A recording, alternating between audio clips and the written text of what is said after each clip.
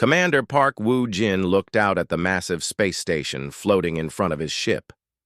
Nexus Prime was bigger than any city he had ever seen on Earth.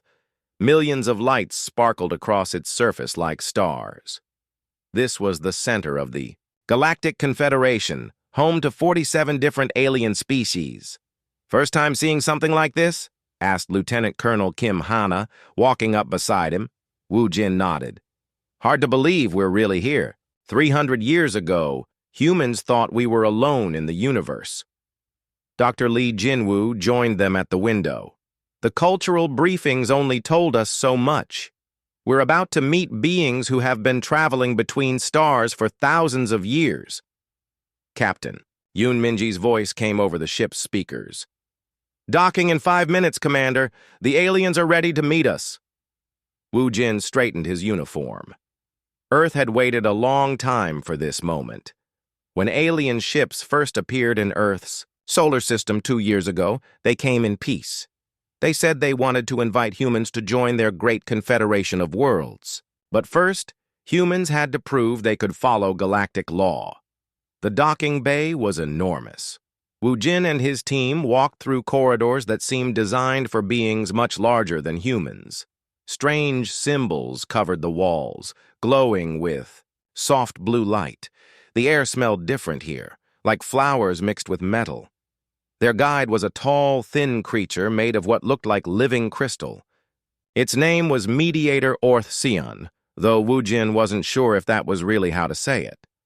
The being spoke through a small device that changed its crystalline voice into words humans could understand. "Welcome to Nexus Prime," Orth-Sion said. "High Arbiter Veltharion waits to meet you in the Great Council Chamber." They walked through halls filled with amazing sights. Creatures that looked like giant insects talked with beings made of flowing water. Fuzzy, six-legged animals carried bags and tools. Flying creatures with bright feathers moved through the air above them. Every species looked different, but they all seemed to get along perfectly. "How do you settle disagreements between so many different types of beings?" Dr. Lee asked. Orth-Sion's crystal body flashed with what might have been surprise. "Through the sacred combat protocol, of course." "Has this not been explained to you?" The humans looked at each other. "We were told there would be some kind of test," Woo-jin said. "Not a test, a way of life. For 3,000 years, all disputes in the galaxy have been settled through honorable combat between chosen champions. It is civilized. It is fair. It prevents the chaos of old times."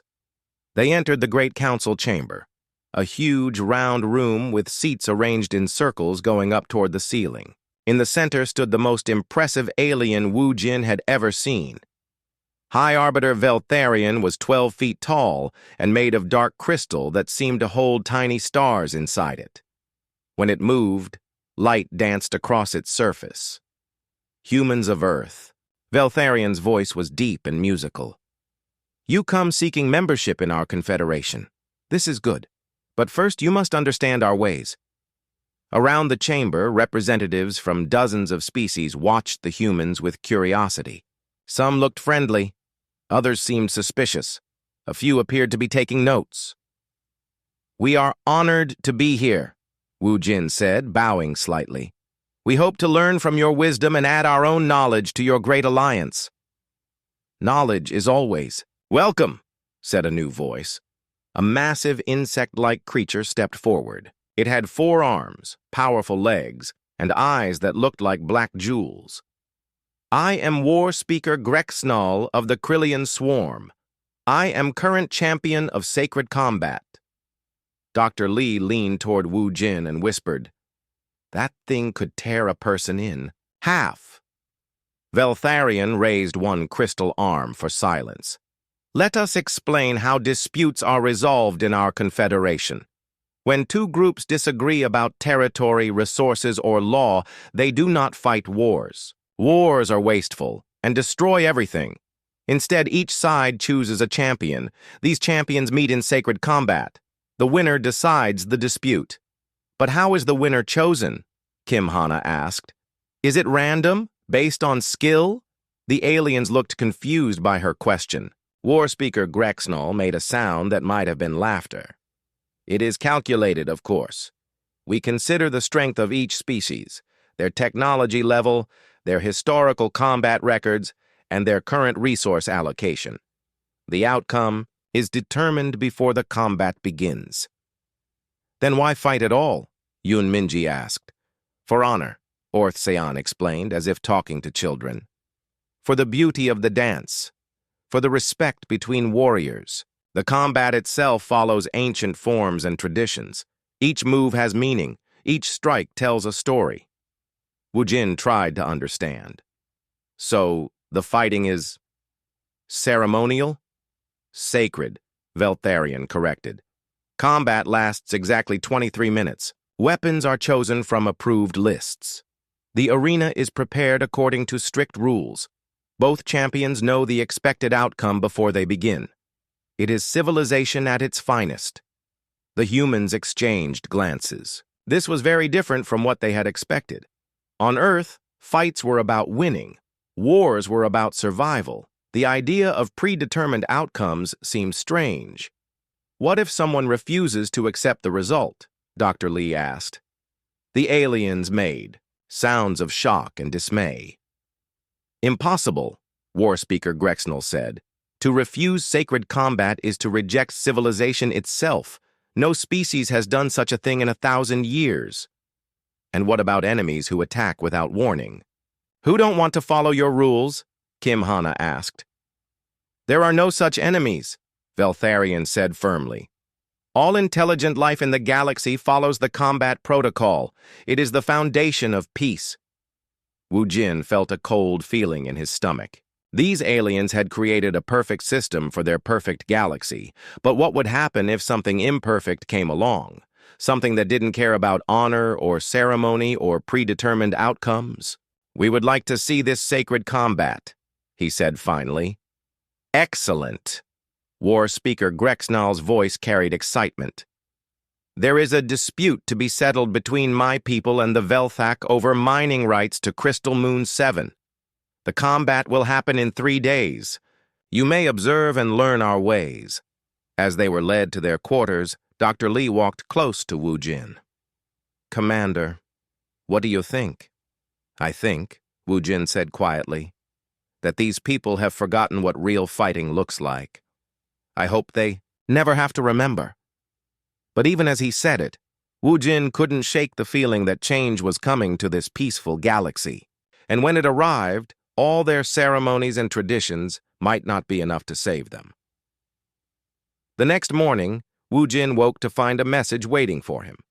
War Speaker Grexnall was challenging the humans to prove their worth. He wanted one of them to face him in sacred combat. Wu Jin looked at his team. Kim Hana was already checking her equipment. When do we fight? She asked. You don't understand, Wu Jin said. This isn't about fighting. It's about ceremony. Hana smiled, but there was something dangerous in her eyes. Commander, I've read their combat rules. They say the champion must do their best to honor their people. They don't say anything about losing gracefully. Wu Jin realized that the galaxy was about to learn something new about humans, something that might change everything. Lieutenant Colonel Kim Hana stood in the center of the combat preparation chamber, surrounded by confused aliens. She had been asking questions for 2 hours, and none of them made sense to her hosts. Show me the arena layout again, she said, to mediator Orth Seon. The crystal being projected a hologram of the combat space. It was a perfect dome made of transparent crystal, about 50 meters across. The floor was smooth and flat. 2 weapon racks stood at opposite ends. It is beautiful. Yes, Orthshen said. The crystal reflects the plasma energy, creating wonderful light patterns during combat. Hana studied the image carefully. What about environmental factors? Temperature changes during the fight? Gravity variations? Electromagnetic interference? The aliens looked at each other with confusion. A fuzzy, 6-legged creature named Keeper Vexistar spoke up. Why would such things matter? The arena is perfectly controlled. Temperature remains constant. Gravity is standard. There are no distractions. Because, Hana said slowly, in real combat, the environment affects everything. Wind changes the path of projectiles. Heat makes metal expand. Cold makes muscles stiff. A good fighter uses every advantage. War speaker Grexnall made his laughing sound again. Human Hana, this is not real combat. This is sacred ceremony. We follow the ancient forms. Hana pulled up recordings of previous champion fights. She watched the same patterns over and over. The combatants moved in graceful circles. They struck high, then low, then middle.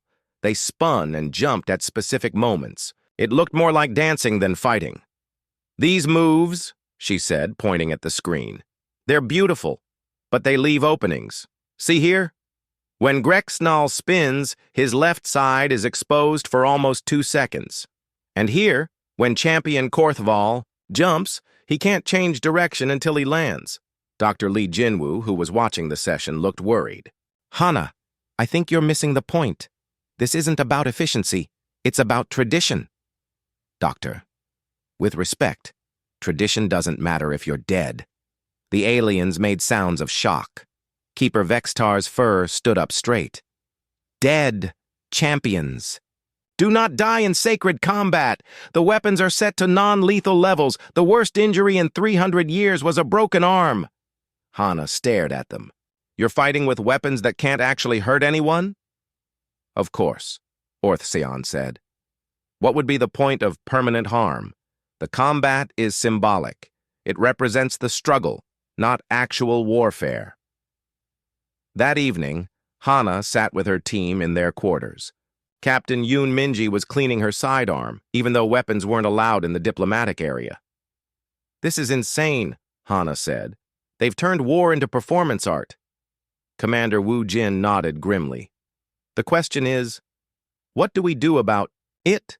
If we fight their way, we're just playing along with their game. If we fight our way, we might teach them something, Hana finished. Sir, I've read their rules carefully. They say champions must demonstrate the fighting spirit of their people and show honor through combat prowess. They don't actually require us to follow their traditional moves. Dr. Lee looked nervous. But if you deviate too much from their expectations, you could cause a diplomatic incident? Doctor, Yoon Minji said without looking up from her weapon. What's the point of diplomacy if it doesn't show who we really are? The next day, Hana continued her preparation. She studied every recording of Grexnall's fights. The insect warrior was strong and fast, but he always followed the same patterns. He had been champion for 20 years, but in all that time, he had never faced an opponent who fought to actually win. The plasma swords, she asked Keeper Vextar. What's their maximum setting? Maximum? There is only one setting, enough to register a hit, not enough to cause real damage. But the weapons can be adjusted?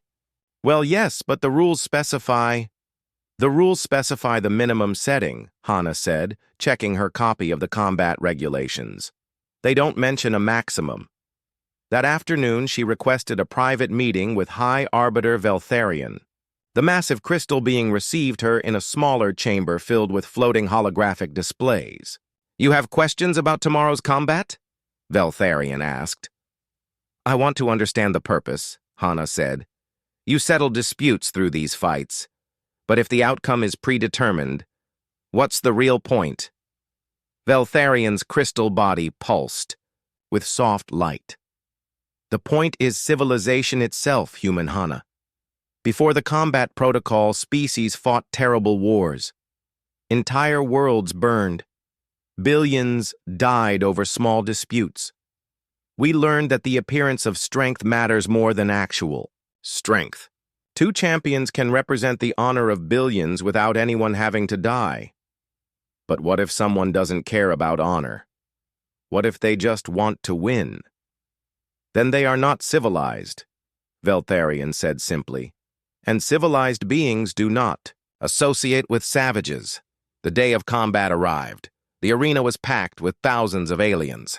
Representatives from every species in the Confederation had come to watch the humans' first participation in sacred combat. Hana stood in the preparation chamber adjusting her armor. The gear was ceremonial and lightweight, designed more for appearance than protection. She had modified it slightly, adding padding in places the aliens hadn't thought necessary. Commander Woojin joined her. "How do you feel?" "Like I'm about to teach an entire galaxy something they're not ready to learn," she said. War Speaker Grexnall entered the chamber. Up close, he was even more intimidating. His 4 arms ended in sharp claws. His legs looked powerful enough to crush metal. But his movements were formal and predictable. "Human Hana," he said, his voice respectful. "I look forward to our ceremonial exchange. You will represent your species with honor, I am sure." "I intend to represent them honestly," Hana replied. They entered the arena together. The crystal dome amplified every sound. Thousands of alien voices created a low humming noise. Hana looked up at the audience and saw curiosity, excitement, and a little bit of concern. High Arbiter Veltharian's voice echoed through the arena. "Let the sacred combat begin. May both champions honor their peoples through noble struggle." Grexnall moved to the center of the arena and began the traditional opening form. It was a complex series of movements that looked impressive, but served no tactical purpose. He expected Hana to perform the matching human response. Instead, she went straight to the weapon rack. The audience made confused sounds. This wasn't how sacred combat started. Grexnall paused in his ceremony, looking puzzled.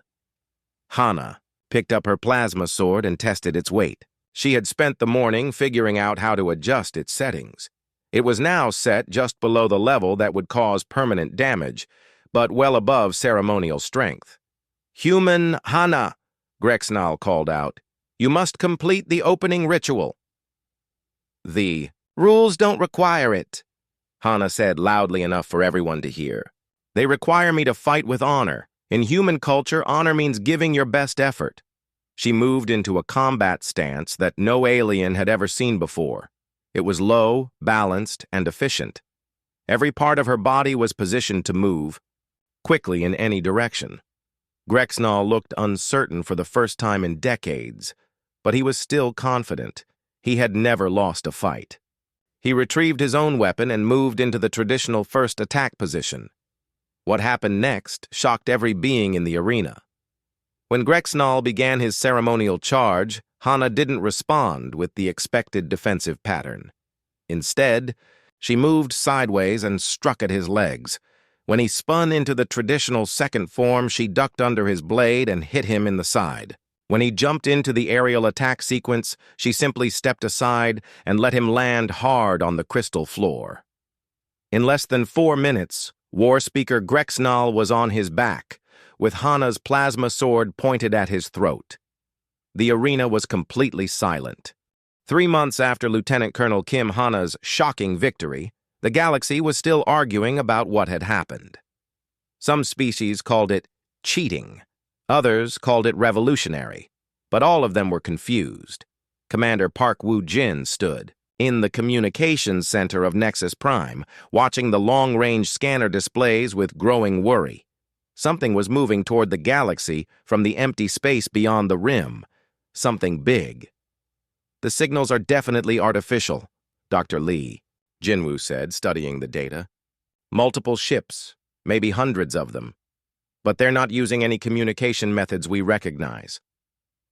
Captain Yoon Minji adjusted the scanner settings. "Whatever they are, they're huge. Some of those contacts are the size of moons." High Arbiter Veltharian entered the center, accompanied by representatives from a dozen species. The crystal being looked troubled, which was unusual for someone who had led the peaceful galaxy for centuries. "Human Commander," Veltharian said, "your people have experience with unusual situations. What do you think this represents?" Wu Jin looked at the display showing hundreds of red dots moving steadily toward inhabited space. It looks like an invasion fleet. The aliens made sounds of disbelief. War speaker Grexnall, who still bore embarrassment from his defeat, shook his massive head. Impossible. There are no warlike species left in the galaxy. We eliminated war 3,000 years ago. You eliminated war among yourselves, Wu Jin corrected. But this is coming from outside the galaxy. Mediator Orthsion's crystal body flashed with nervous energy. Even so, surely they can be reasoned with. All intelligent life understands the value of peaceful negotiation. Dr. Lee pulled up historical records from Earth's databases. Commander, these energy signatures, they're similar to something in our files. Remember the Devourer artifacts found on Kepler Station? Wu Jin felt cold fear spread through his chest. The Devourers were a species Earth's scientists had studied. From ancient remains, they were a hive mind that consumed organic matter to fuel their reproduction. Everyone thought they had died out millions of years ago. We need to send a communication probe, he said urgently. Find out what they want. Already done, Veltharion announced proudly. Probe ship Harmony departed 6 hours ago with our finest diplomats aboard. They carry gifts and messages of peace in 400 languages. 3 days later, the probe ship stopped transmitting. Long-range sensors showed debris where Harmony had been. The unknown fleet continued moving toward inhabited space without slowing down. They destroyed our diplomats, Keeper Vextar whispered, his fur trembling with shock. But why? We offered them friendship. Because they're not interested in friendship, Captain Yoon Minji said grimly. Commander, if these really are Devourers, they only want one thing. The Galactic Council gathered in emergency session. Representatives from 47 species filled the Great Chamber, but instead of their usual calm debate, there was panic and confusion. We must send more diplomats, insisted Mediator Orthsion. Perhaps our message was misunderstood. We should offer them territory, suggested a representative from the water-breathing Nereid collective. Surely they can be satisfied with uninhabited worlds. High Arbiter Veltharion tried to maintain order. The Confederation has faced challenges before. We will resolve this through proper channels. Commander Wu Jin stood up. What proper channels? They just destroyed your diplomats without even responding to your messages. This isn't a misunderstanding. It's an attack. You speak of attack as if you understand it, War Speaker Grexnall said. But humans are new to galactic civilization. You cannot know the complexities of interspecies relations. We know about war, Lieutenant Colonel Kim Hana said, entering the chamber with Dr. Lee and Captain Yoon. And this is what war looks like. She activated a holographic display showing the approaching fleet. Look at their formation. They're not exploring or seeking contact. They're advancing in combat formation. Multiple redundant groups, overlapping fields of fire, scouts moving ahead of the main force. This is a military operation. The aliens stared at concepts they hadn't considered in millennia. But surely, said a representative from the plant-like, Verdani, if we explain our combat protocol, they will understand the civilized way to resolve disputes. Dr. Lee shook his head. According to our analysis, these ships are biological. They're grown, not built. The crews are probably part of a hive mind that doesn't think the way individual species do. They might not even understand the concept of negotiation. Impossible, Veltharion said firmly. All intelligence seeks harmony. Not all intelligence, Wu Jin said quietly. Some seeks only survival and growth. 2 weeks later, the first outer colonies went silent. Long-range sensors showed the Devourer bioships moving from world to world, stripping them of all organic matter. Planets that had been green and alive became gray and dead. The Confederation's response followed their ancient protocols. They sent Champion Fleet Valor to properly greet the invaders and offer formal combat to settle the dispute. Fleet valor was the pride of galactic civilization. 12 beautiful ships with ceremonial weapons and crews trained in traditional space combat maneuvers. They approached the Devourer fleet with proper dignity and broadcast formal challenges in every known language. The bioships didn't respond to the challenges. They didn't acknowledge the formal combat offers. They simply surrounded fleet valor and began consuming it. In the communications center on Nexus Prime, Wu Jin and his team watched the massacre in real time. The ceremonial weapons of the Confederation ships couldn't even scratch the bioships' organic hulls. The traditional combat maneuvers meant nothing against enemies that attacked from all directions at once. "Turn it off," Dr. Lee whispered as the last ship disappeared into the mass of writhing biomatter, but High Arbiter Veltharion stood frozen, watching his civilization's greatest fleet die. "This is not how conflicts are resolved," he said in a broken voice. "This is not civilized." "No," Commander Wu Jin said, placing a hand on the crystal being's shoulder. "It's not. This is war." The next day, 3 more colony worlds fell silent. The Devourer fleet had grown larger, feeding on the consumed planets. They were moving faster now, heading straight for the populated core worlds.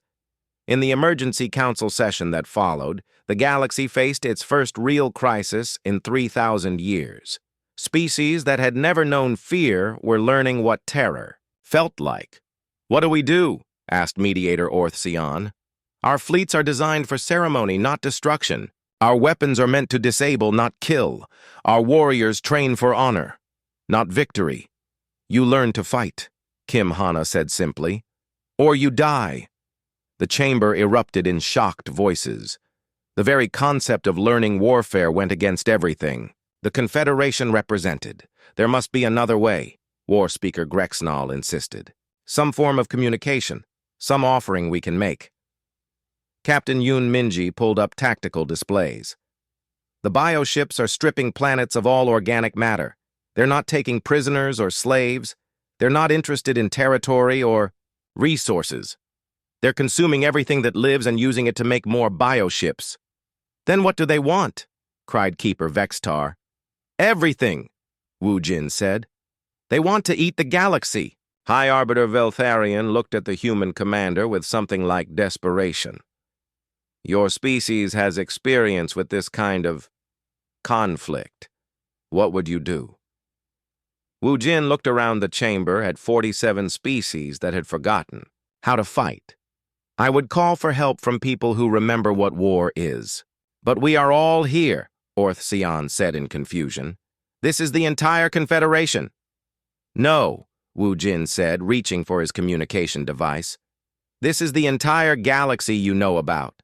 But there's another part of the galaxy that never forgot how to fight." He activated a long-range transmitter that sent a coded message toward the edge of known space. It was a simple message in an old human military code. "Mayday, under attack. Send everything." 3 days later, Earth's 3rd Expeditionary Fleet dropped out of hyperspace at the edge of the Nexus Prime system.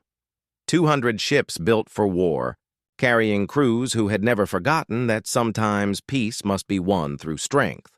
The galaxy was about to learn what humans really meant when they talked about fighting. Admiral Song Tai-hyun's flagship was nothing like the elegant vessels of the Galactic Confederation. The battleship Iron Will was built for one purpose: winning wars. Its hull was thick armor plate covered in weapon systems. Its corridors were narrow and practical. Every surface was designed to function even when damaged.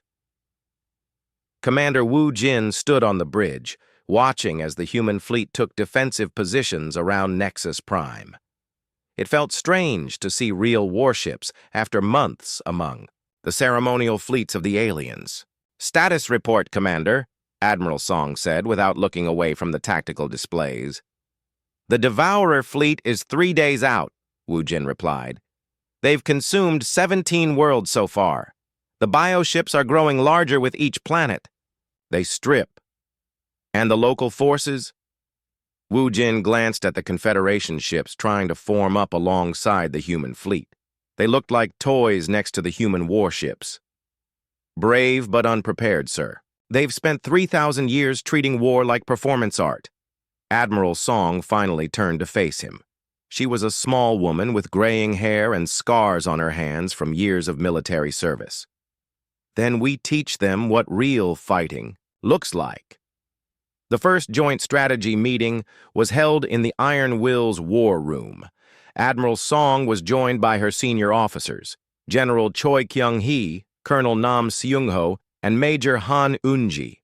The alien representatives looked uncomfortable in the harsh military environment. High Arbiter Veltharian's crystal body seemed dim and fragile compared to the armored humans. Admiral, we are grateful for your assistance. Perhaps your weapons technology can help us find a peaceful solution. There is no peaceful solution, Admiral Song said bluntly. The enemy wants to eat everything alive in the galaxy. You can't negotiate with that. War Speaker Grex Null shifted his massive frame. Then what do you propose? Colonel Nam activated a holographic battle map. We kill them all before they kill us. The aliens made sounds of shock and horror. Mediator Orth Seon's voice was shaking. Kill them? All of them? But that would be genocide. No, Major Han Eun-ji said calmly. Genocide is the systematic murder of a people. This is war against an enemy that wants to consume every living thing in the galaxy. There's a difference. Dr. Lee Jinwoo, who had been quiet until now, spoke up. The moral implications aside, is it even possible? Their bioships regenerate. They grow stronger with each world they consume. General Choi pulled up tactical analysis. Every enemy can be defeated if you understand how they fight. The Devourers are a hive mind, which means they have centralized command. Find the Queen ship, destroy it, and the rest of the fleet becomes confused and disorganized. And how do we find this Queen ship? Asked Captain Yoon Minji. By making them bring it to us, Admiral Song said. We're going to make them angry. The Battle of Kepler Station became the first real test of human military doctrine against the Devourers. The station was a major supply depot at the edge of Confederation space. If it fell, the bioships would have a clear path to the core worlds. Lieutenant Colonel Kim Hana commanded the combined fighter wings, trying to teach alien pilots how to work as a team instead of individual champions. Forget about honor, she told them over the communication system. Forget about fair fighting. Use every advantage you can get. The Velthak crystal ships were fast but fragile. Hana paired them with human fighters that could take damage while the aliens used their speed to strike and retreat. The Krillian insect pilots were naturally aggressive, but they kept trying to challenge enemy ships to single combat instead of coordinating attacks. Squadron leader Veltanis, Hana called to one of the crystal pilots, "You're breaking formation again." But the honor of my people demands that I face the largest enemy ship, Veltanis replied. Your people will have no honor if they're all dead, Hana said sharply. Stay in formation and follow the attack plan. When the Devourer bioships arrived at Kepler Station, they found something they had never encountered before: organized resistance. The Yas human ships didn't try to engage in honorable combat. They used ambush tactics, hitting the bioships from multiple directions and retreating before the enemy could respond. They targeted weak points and exploited any advantage they could find. Admiral Song commanded the battle from her flagship, watching as her captains put years of military training to work. Signal all ships. Alpha pattern. Hit the bioships on the flanks and draw them into the asteroid field. Admiral, Captain Yoon called from her fighter squadron, the aliens are having trouble following the battle plan. They keep trying to engage. Single targets instead of working together.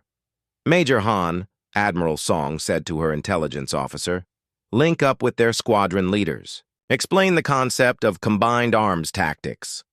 Major Han opened communication channels to the alien commanders. Listen carefully. Your ceremonial combat experience is making you think like individual fighters. In real war, ships work together. A fighter's job isn't to win single combat, It's to support the overall mission. The battle lasted 18 hours. When it was over, Kepler Station was heavily damaged, but still functional. More importantly, the humans had destroyed 43 bioships while losing only 12 of their own vessels, but the cost in alien ships was much higher. Of the 60 Confederation vessels that joined the battle, only 28 survived. The aliens weren't used to fighting against enemies that actually tried to kill them. After the battle, Commander Wu Jin found High Arbiter Veltharion in the station's medical bay, visiting wounded alien crew members. The crystal being looked shaken. "So many injured," Veltharion said quietly. "So many dead. In 3,000 years of sacred combat, we never lost so many warriors." "This is what war costs," Wu Jin said gently. "But if we hadn't fought this way, everyone on the station would be dead. The bioships would have consumed everything. How do you bear it? How do your people live with such violence?" Wu Jin watched human and alien medical teams working together to save the wounded. "We remember why we fight. We don't fight because we love violence. We fight because we love what violence threatens to destroy." 2 days later, the real test came. Long-range sensors detected the main Devourer fleet approaching the Terran system itself. The bioships had grown massive after consuming dozens of worlds. At the center of the fleet was something the size of a small moon. The Queen ship. Admiral Song gathered her commanders for the final briefing. "Gentlemen, ladies, and honored alien allies," she began, looking around the room at species who were just learning what war really meant. "The enemy is bringing everything they have to Earth. This is our chance to end the threat permanently."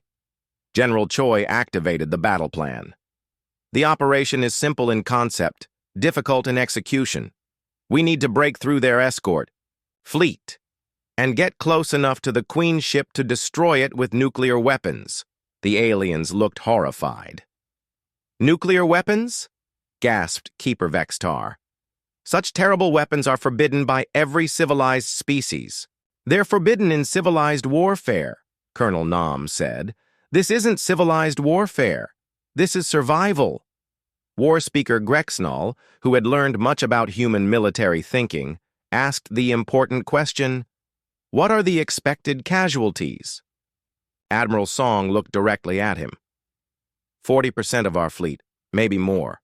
But if we fail, the casualties will be 100% of all life in the galaxy." The room was quiet for a long moment. Finally, High Arbiter Veltharion spoke. "What do you need from us?" "Everything you can give," Admiral Song said. "Every ship, every pilot, every weapon, and the willingness to sacrifice for something bigger than yourselves." That night, as the combined fleet prepared for the final battle, Commander Wu Jin walked through the ship corridors. He saw human and alien crew members working together, sharing stories and fears. The galaxy had learned much about war in a very short time. Lieutenant Colonel Kim Hana joined him at an observation window. "Think we can do it?" she asked. Wu Jin looked out at the mixed fleet of human warships and alien vessels. "We're about to find out if 3,000 years of peace was worth the price we're going to pay to keep it." The final battle began at the edge of the solar system, where Earth's ancient sun cast long shadows across the assembled fleets. On one side, 1,200 ships from 47 different species had gathered under human command. On the other, a writhing mass of bioships stretched across space like a living nightmare. At the center of the Devourer fleet, the Queen ship pulsed with evil life. It was the size of a small planet, covered in feeding tentacles and breeding chambers. Smaller bioships swarmed around it like cells in a vast organism. Admiral Song Tai-hyun stood on the bridge of the Iron Will, watching the tactical displays with calm focus. Around her, human and alien officers worked side by side at control stations. The months of training had paid off. The galaxy had learned to fight. "All ships report ready for combat, Admiral," reported Colonel Nam Sung-ho. "Signal from High Arbiter Veltharion," called Major Han Yunji. "The Confederation fleet is prepared to follow human tactical command." Admiral Song opened a fleet-wide communication channel. All ships, this is Admiral Song. Today we fight not for territory or resources or honor. We fight for the right of life to exist in this galaxy. Remember your training, trust your squad mates, and let's send these monsters back to the darkness they came from.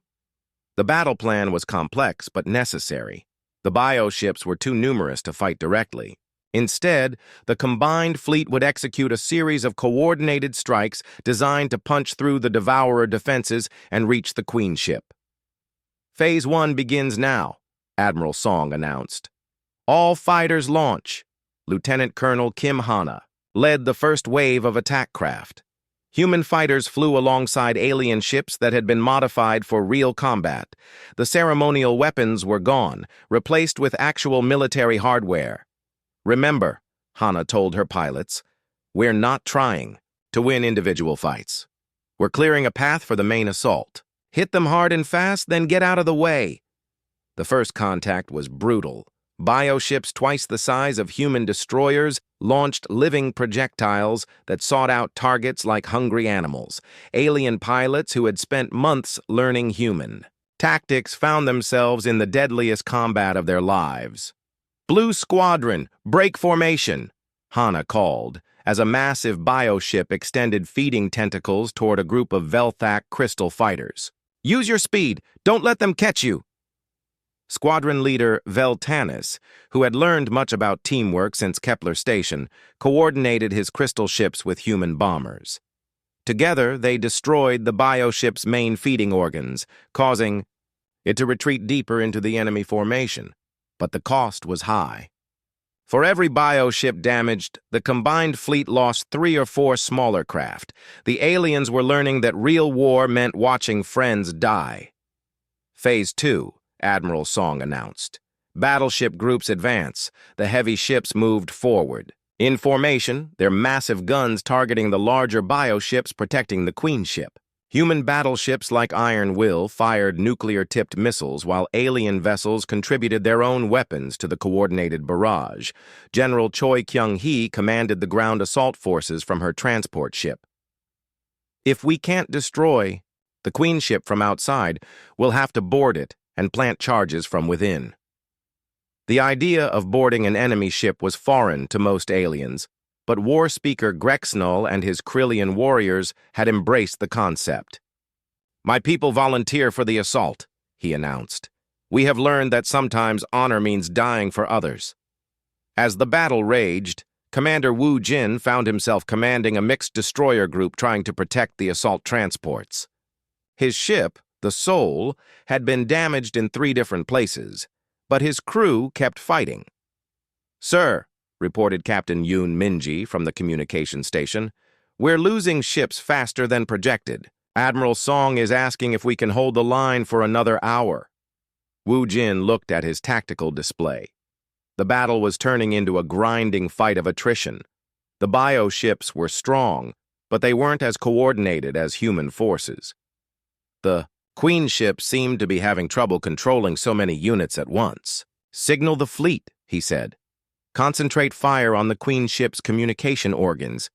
If we can disrupt its control, the smaller bioships might become confused. The strategy worked. As human and alien forces focused their attacks on the massive tendrils extending from the Queen ship, the smaller bioships began to move more randomly. Some even started attacking each other. Now, Admiral Song ordered. All assault transports, move in.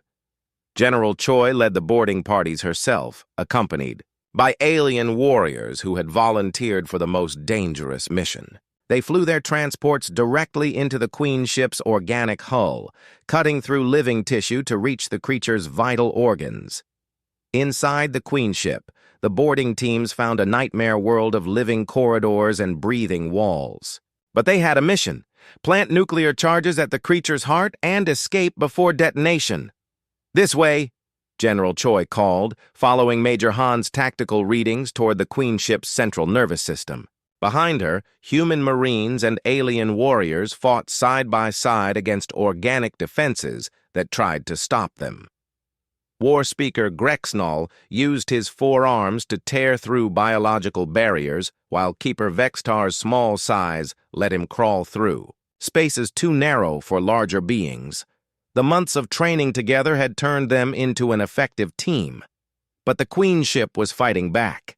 As the boarding teams penetrated deeper, the creature began to collapse its own passages, trying to crush the invaders. Several teams were lost when corridors suddenly sealed shut. "Charges placed," reported General Choi. "All teams, evacuate immediately." The race back to the transports was desperate. The Queen ship knew it was dying and was trying to take its killers with it. Living walls tried to grab the retreating soldiers while acidic fluids began flooding the passages. Commander Wu Jin watched from his ship as the assault transports raced away from the Queen ship. Some made it out safely. Others were caught by the creature's death throes and destroyed along with their crews. "Detonation in 10 seconds, Admiral Song announced fleet-wide. The nuclear explosion deep inside the Queen ship was visible across the entire battle zone. The massive creature convulsed, its tentacles writhing in agony, before finally going still. Around it, the smaller bioships began drifting aimlessly as their hive-mind connection was severed. "All ships," Admiral Song ordered, "destroy the remaining bioships before they can regroup." The cleanup took another 6 hours. Without the Queen ship's coordination, the bioships were just dangerous animals. The combined fleet hunted them down one by one, making sure none escaped to threaten the galaxy again. When it was over, Commander Wu Jin stood in the observation lounge of his damaged ship, looking out at the debris field that had once been the Devourer fleet. The cost had been enormous. 400 ships destroyed, 12,000 military personnel dead, and countless wounded. High Arbiter Veltharion joined him at the window. The crystal being's body was cracked in several places, from battle damage, but he was alive. "Is this what victory looks like?" Veltharion asked quietly. "This is what survival looks like," Wu Jin replied. "Victory is what we build afterward." 5 years later, the galaxy had changed beyond recognition. The Galactic Confederation had become the Galactic Defense Alliance. Every member species maintained real military forces trained in actual combat. The beautiful ceremonial fleets were gone, replaced by practical warships designed to fight and win. Memorial walls covered entire corridors on Nexus Prime, listing the names of those who died in the war. Lieutenant Colonel Kim Hana's name was among them, along with thousands of others who had sacrificed themselves to save the galaxy. Admiral Song, now retired, stood before one of these memorials with Commander Wu Jin, who had been promoted to general. Captain Yoon Minji, now an admiral herself, joined them. "Do you think they understand what we gave them?" Yoon asked, watching alien children play war games that would have horrified their grandparents. "They understand that peace isn't free," General Wu Jin said. "And they understand that sometimes the greatest act of civilization is the willingness to fight for it." High Arbiter Veltharion approached them, the crystal being moved more slowly now, his body bearing permanent scars from the final battle. "The Council has reached a decision," he announced. "Humanity will take permanent leadership of galactic defense forces. You have earned the right to teach us about war, and we've earned the responsibility to teach you when not to fight," Admiral Song replied. "War should always be the last option, but when it's necessary, you must be ready." A new generation of alien officers passed by, wearing the practical uniforms of the Defense Alliance instead of ceremonial robes. They saluted respectfully as they went to their training exercises. "The galaxy will never be the same," Veltharion observed. "No," General Wu Jin agreed. "But it will be alive. And sometimes that's the best you can hope for." As the three humans walked away from the memorial wall, they passed a classroom where young aliens were learning human military history. The instructor, a Krillian veteran of the Devourer War, was explaining the concept of sacrifice for the greater good. The galaxy had learned to fight, More importantly, it had learned why fighting was sometimes necessary. The age of ceremonial combat was over. The age of survival had begun.